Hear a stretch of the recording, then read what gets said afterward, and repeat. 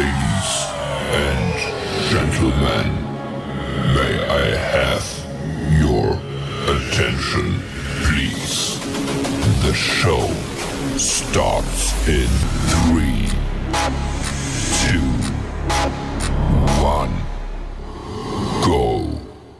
Good morning, CaneSport. It's October 21st, 2021. I'm Gary Ferman, the publisher of CaneSport.com, joined as always by our managing editor, Matt Shodell, as we discuss the news of the day. And Matt, I'm going to start right out with one of our stories this morning.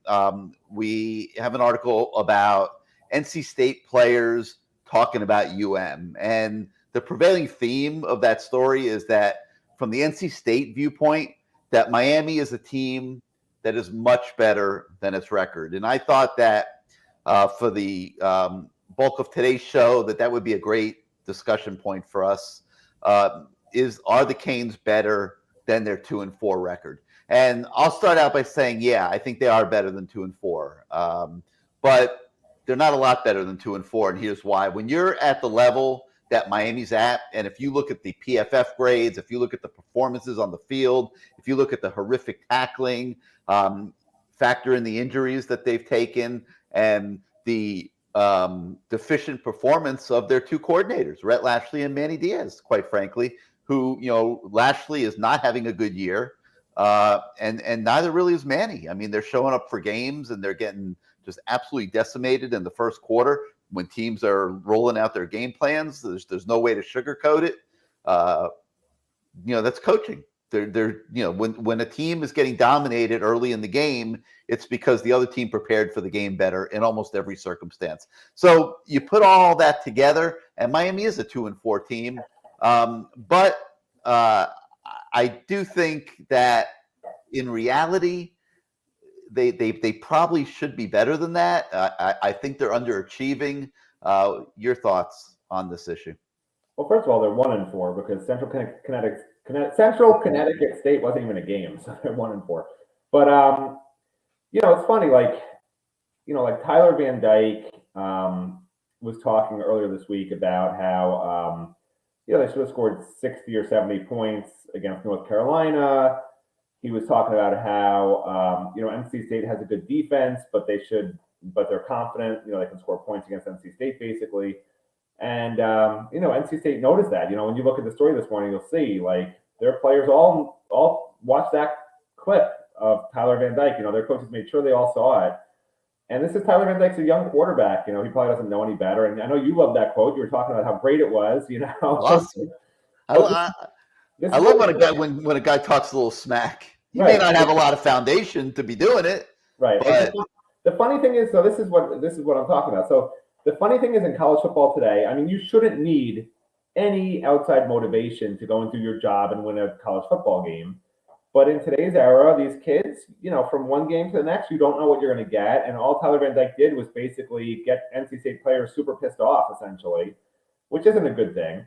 And now Miami has to come out this game and be just as pissed off. And I don't think they will be. Like, this is the problem. Miami's 2-4, but they're acting like they're 4-2. Like, they're just sort of wandering around. Like, even the players, I think it was Bubba Bolden. One of the players yesterday was saying how, we come in Sunday, everyone's upset, but then by Monday we're fine. It's just back to business. Like, that's not what it should be.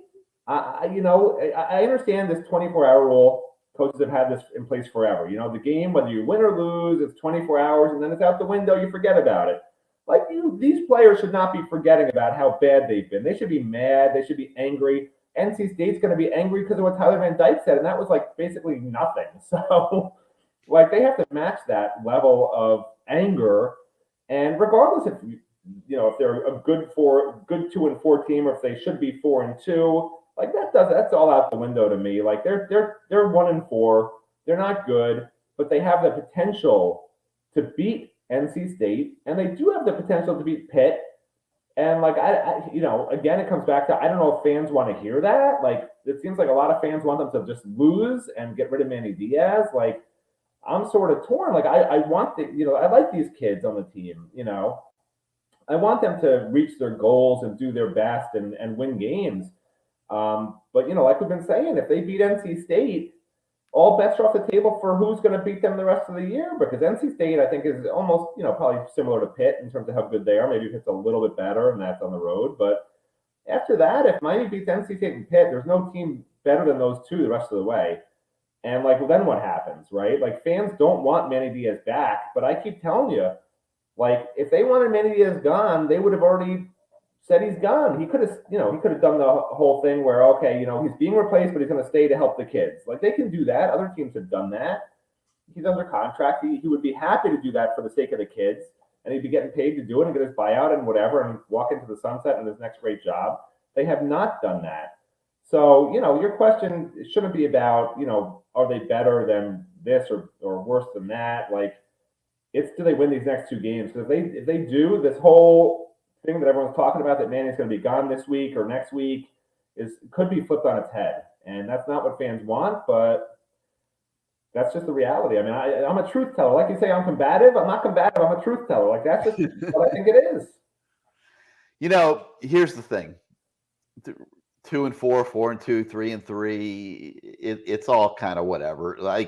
When you're at this level, which is pretty much everybody in the ACC this year, from top to bottom, you're every game is a life and death battle, and you're going to win some of these, and you're going to lose some of them. And the team that emerges at the end of the year to go to the ACC championship game, which, as you can see, is totally wide open this season, is going to be the one that survives maybe one more than everybody else. It's it is what it is. It's a weird year, and the goofy thing, Matt, is that this was an opportunity for Miami. I mean, Miami didn't have to be that good this year to contend for the ACC title. They really didn't, and they lost two very close games. I mean, yeah, it's true. If those games had gone the other way, they would be at the top of the conference right now. It's kind of bizarre.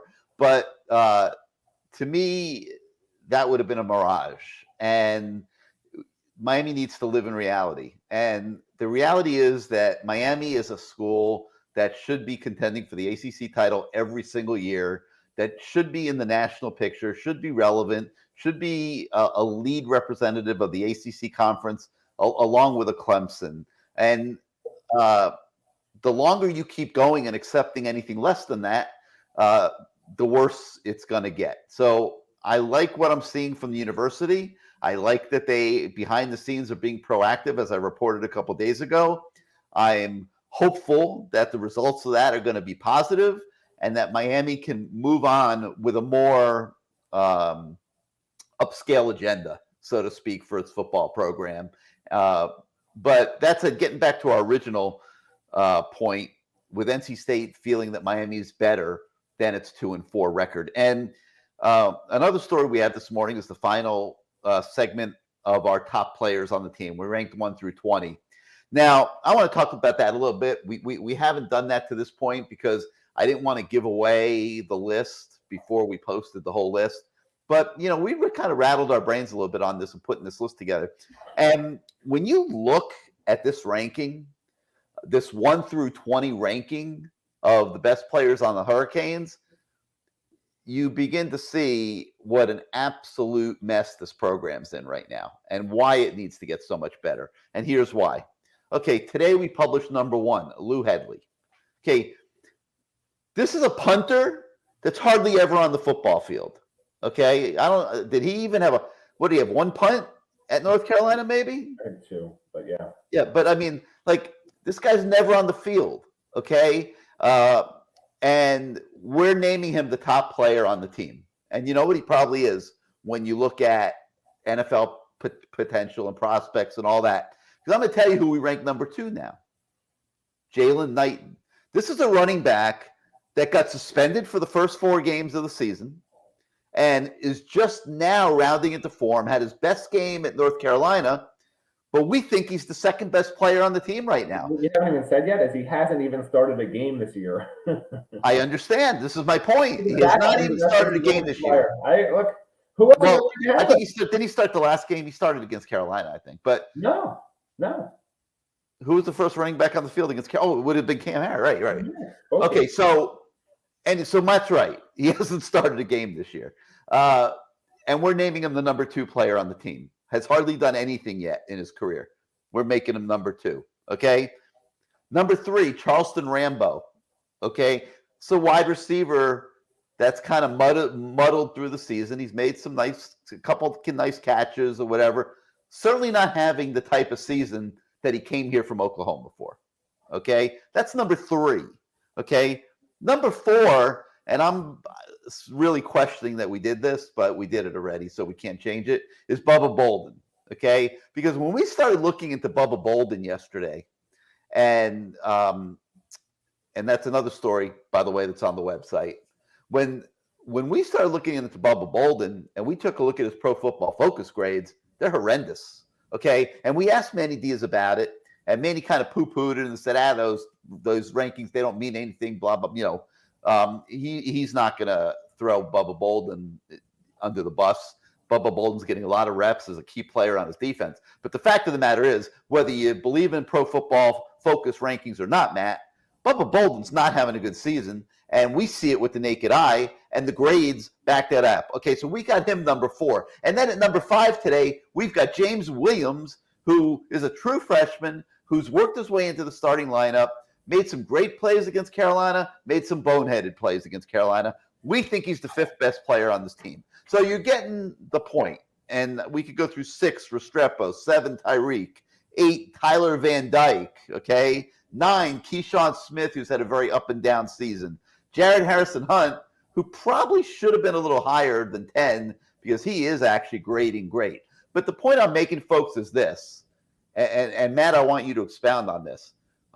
This is not a football team loaded with established talent, and this is not a football team with elite impact players at any stretch of the imagination, no matter how much we want to believe that the talent level in the program is really good. And it clearly is not when you start looking at this process that we went through in ranking the top 20 players. Your thoughts, Matt?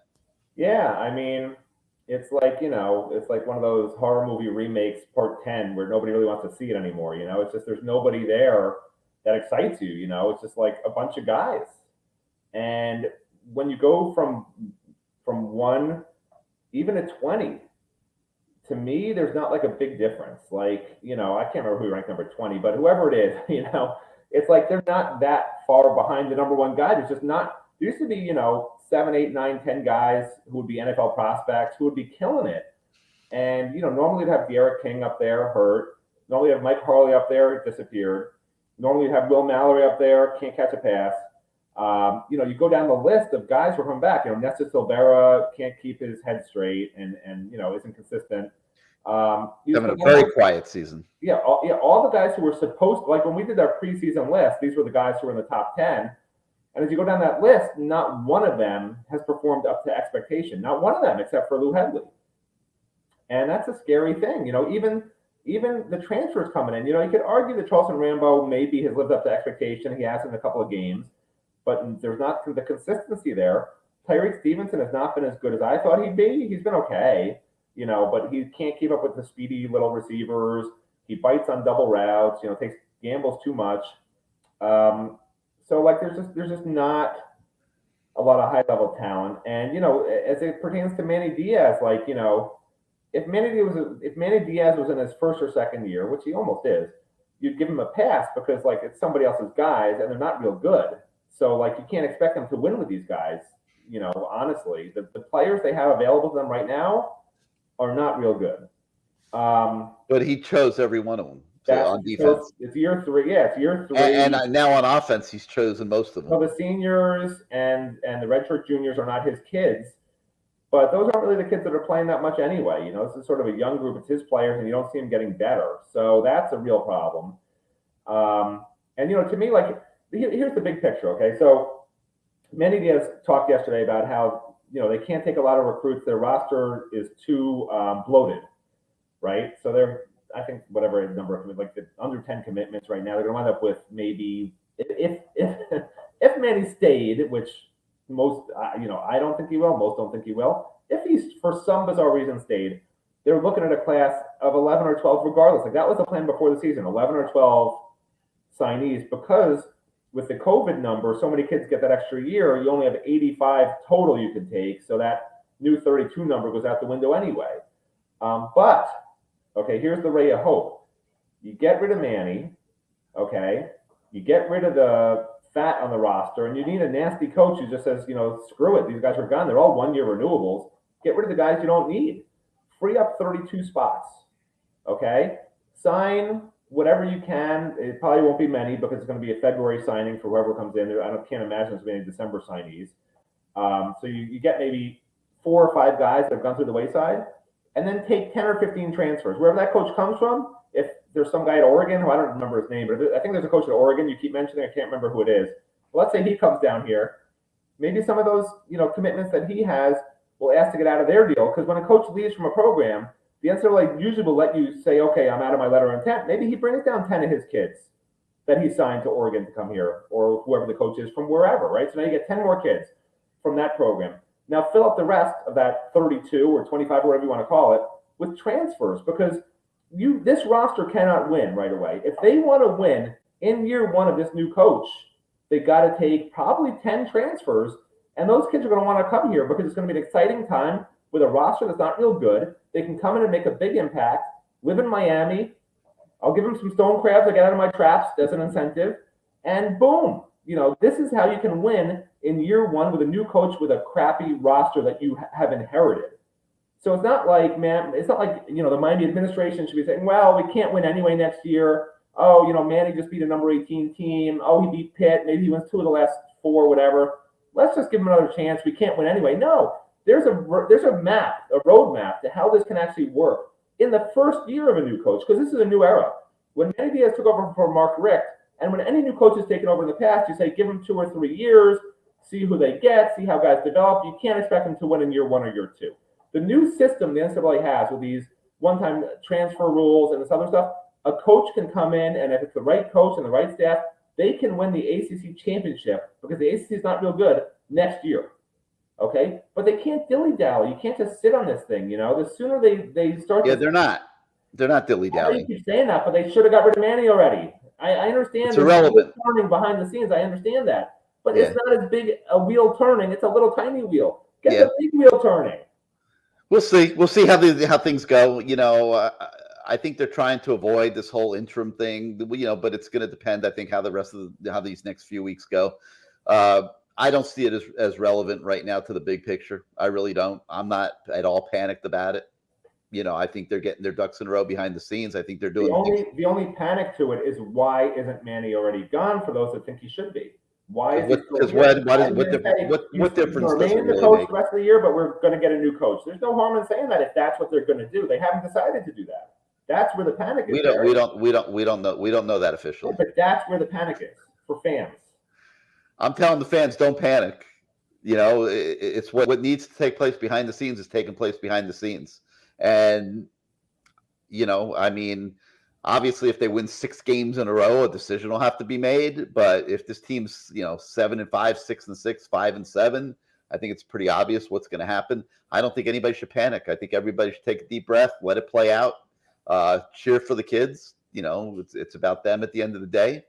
And we'll go from there. All right. So we've got those things on the website this morning. Read them. Think about them, post about them on the message boards. Curious to see what everybody thinks. I don't think there's a ton of elite difference-making talent on this team. I think it's a team with a bunch of nice kids. We like them all. Hopefully some of them will develop into difference makers as they go forward in their career. Kids like James Williams, Leonard Taylor. There are pieces. Cam Kinchins to me is playing the best safety right now of anybody on the team. He could certainly be a good player.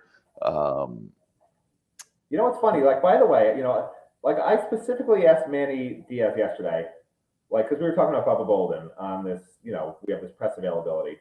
And I specifically asked him, I said, he said Bubba's playing well. And I said that, Pro Football Focus hadn't really graded him out very well.